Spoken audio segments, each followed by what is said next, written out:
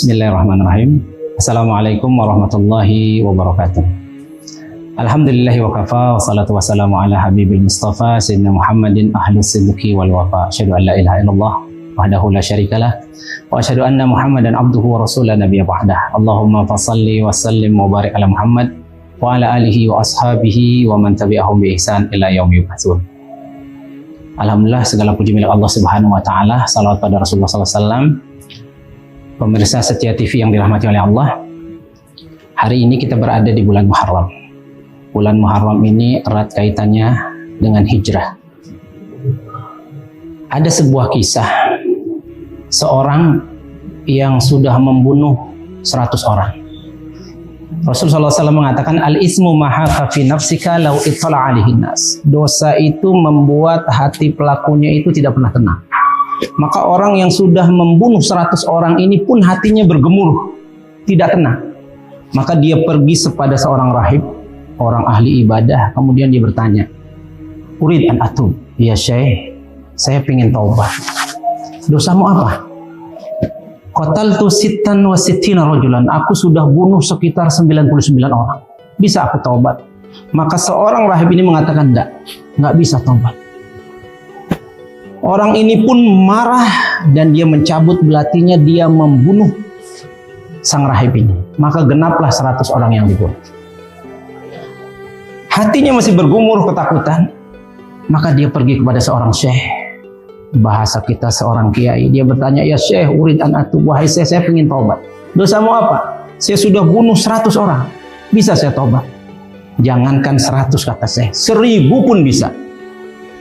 Tapi ada syaratnya, kau harus pergi, kau harus tinggalkan tempat tinggalmu sekarang, tinggalkan kawan kamu sekarang, pergi ke tempat. Ditunjuklah satu tempat. Maka orang ini pun berangkat. Allah takdirkan dia wafat di tengah jalan.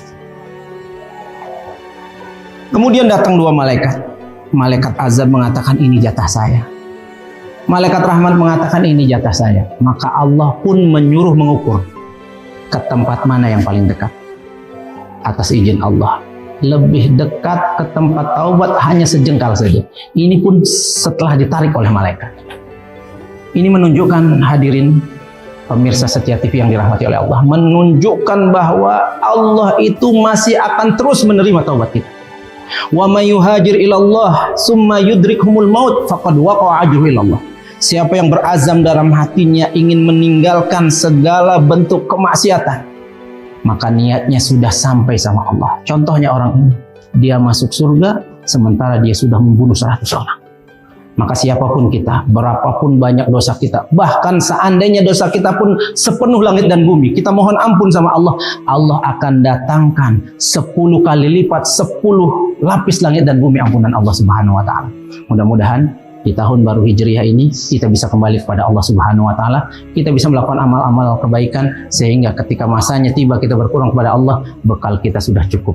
Pemirsa Setia TV yang dirahmati oleh Allah Subhanahu wa taala, ketika kita ingin bertobat, maka 3 syarat taubat yang ditulis dalam kitab Riyadhus Shalihin. Yang pertama adalah al-iqla'u anidz dzambi, meninggalkan dosa yang pernah kita buat. Yang kedua an-nadam, yaitu menyesal. Kita sesali semua kesalahan yang pernah kita buat sembari kita banyak beristighfar pada Allah Subhanahu wa taala. Kemudian yang ketiga adalah alla ya'uda fih. Jangan berbuat dosa itu lagi. Itu ketika dosa urusannya kepada Allah Subhanahu wa taala. Maka ketika urusan dosa itu berkaitan dengan manusia, ada hak yang pernah kita ambil, ada hati yang pernah kita sakiti, maka syaratnya ada satu lagi, yaitu kita kembalikan hak orang, entah itu berupa barang, berupa uang, berupa janji, atau ketika ada hati yang tersakiti, maka kita datang minta maaf kepada orang itu. Ketika ini kita lakukan sambil merasakan penyesalan yang amat sangat dahsyat dalam hati kita, maka insya Allah dosa-dosa kita akan diampuni oleh Allah Subhanahu wa taala. Ini mungkin yang bisa disampaikan. Mudah-mudahan ada manfaatnya. Assalamualaikum warahmatullahi wabarakatuh.